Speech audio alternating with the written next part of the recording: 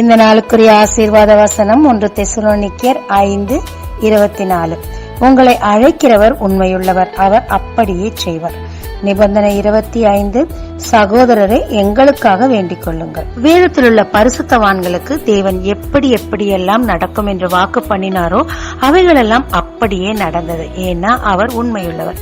அதே மாதிரி தாங்க உங்களுக்கு தேவன் எப்படியெல்லாம் என்னவெல்லாம் நடக்கும் என்று வாக்கு பண்ணினாரோ அவைகளெல்லாம் அப்படியே நடக்கும். ஆனால் யோபு தன் நண்பர்களுக்காக ஜெபித்த போது அவர் தடை நீங்கி அவர் ஆசீர்வதிக்கப்பட்டார். அதே மாதிரி நம் தடை நீங்கத்தக்கதாக நாமும் மற்றவர்களுக்கு ஜெபிக்க மறக்க வேண்டாங்க.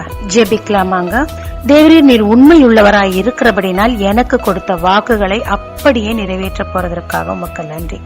நானும் பிறருக்காக ஜெபிக்கவும் என்னுடைய தடைகள் நீங்கவும் பிறருக்கு ஆசீர்வாதமாய் இருக்கவும் கிருபைத்தார். இயேசு மூலம் பிதாவே, ஆமென். கிறிஸ்துவின் நாமத்தில் இந்த நாளில் உங்களை ஆசீர்வதிக்கும் ஜீசஸ் விஷன்.